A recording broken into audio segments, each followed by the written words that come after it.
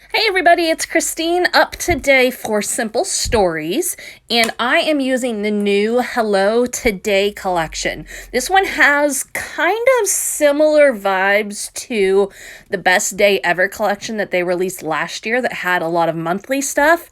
This one has some monthly stuff, but it's not exclusively focused on each month. It's got way less than the Best Day Ever, but it's still got some. So if you want to approach it and do monthly layouts, you definitely can make use of this one this year. So I am starting things off. I am putting some photos into some of the chipboard frames that come in this collection. And the colors in this collection are really fun, rainbowy, colorful patterns and all that stuff. And so I'm going to really play those up today on my layout.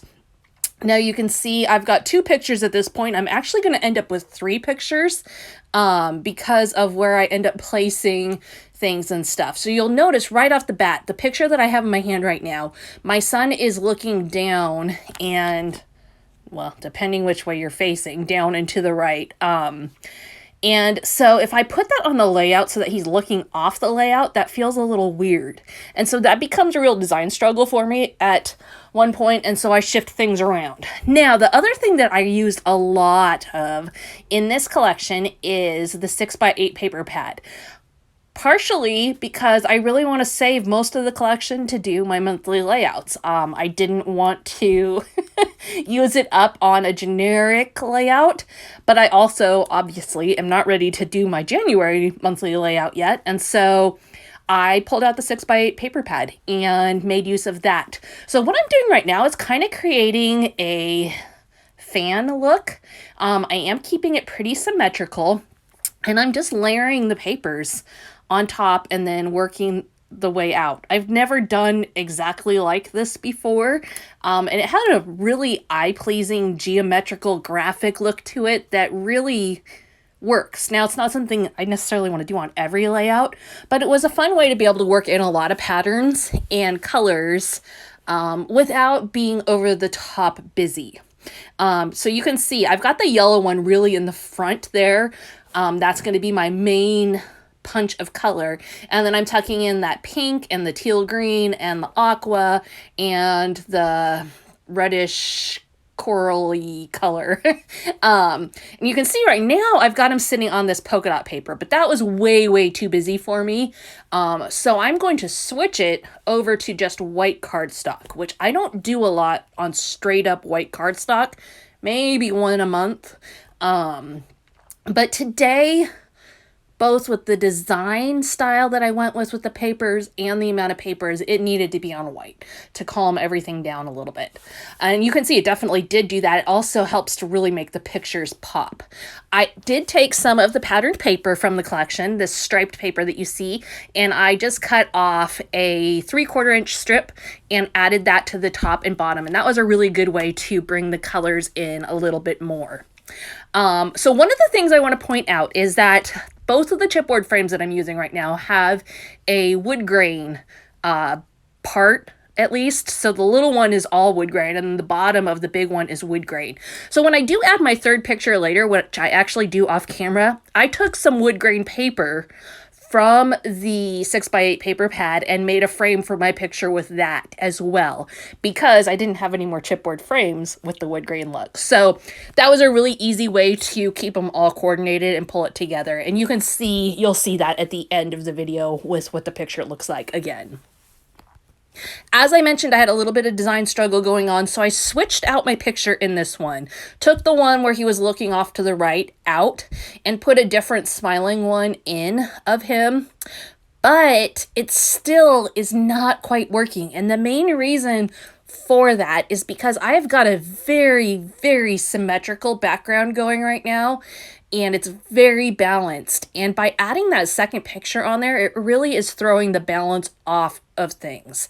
And so I am going to kind of consider how to fix that. Obviously, recording a voiceover, I know how I fixed it. But you can definitely see it's very heavy right now, and it's either going to be that I have to add something big on the left side, or I have to go down to one picture, and I don't really want to go down to one picture. I took like 30 pictures this day, and I'd like to use several of the good ones and not just one of the good ones.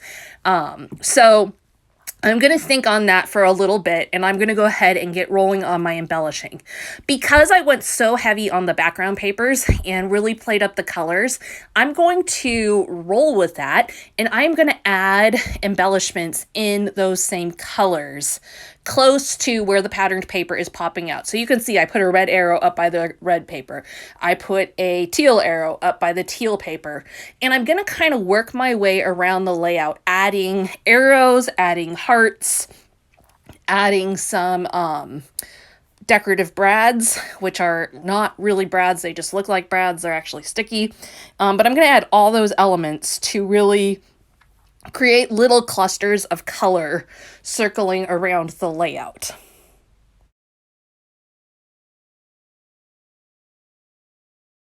Now, this collection really has a lot of different elements to it, as do all of them from Simple Stories. But this was one time where I didn't have a real... I didn't use just one or two things from the collection or 3 or 4 things. I used like almost everything from this collection on this layout, which is kind of unusual for me, but you can also see why just because of the design style. So I also am working, you can see right now I'm using the foam stickers to add hearts. I also am going to pull out the sticker book and use some little circular stickers from that. So just working with a lot of them. Now, where I'm still running into problems is obviously the balance at this point, but I also feel like there's something lacking on this layout. It doesn't feel like it all comes together. It feels like I've got a lot of clumpiness, maybe is the right word. I don't know. Is that even a word? It isn't flowing quite the way I would like it to. And so what I'm going to actually end up doing is I am going to add a circle of hand stitching. Now, this is not something that I tend to add at the end usually. However, today it was what needed to happen to bring the whole thing together. And I think really what you're seeing is it doesn't have the movement. Your eye doesn't work your way around the layout real well at this point. So I definitely want to fix that. And circles are always a good way to add movement because they're fluid and they don't end, and etc., etc. So I am actually going to go and get a plate from my kitchen, and I am going to trace a giant circle onto there, and then I will stitch and add just white stitching, so it's very subtle, but it definitely improves things. Now, typically, I might use like a die cut or something for this, or not die cut, but use my electronic cutting machine to cut a circle and trace, but my plate was just the right size, so I went with that. And you can see I'm not drawing over the stickers, I'm not drawing over the pictures or even the patterned paper. I'm just gonna do a circle all the way around the outside and just in those white space areas, and it really ends up being just what I needed to pull the whole thing together. Now, I just did a very basic simple stitch on this, and I have lots of stitching videos, so if you're looking for details on how I approach that, I will link you to those down below. But just keep in mind, it's not anything really more complicated than stitching on cross-stitch fabric. I just do a simple back stitch. Some people might like to pull out their sewing machine and do the same thing. I don't do well with my sewing machine and layouts, so I stick with hand stitching if I add stitching. So you can also see I've got my third picture on there now, and I have that little tiny frame around it, but you can see how he's looking into the layout and not away from it.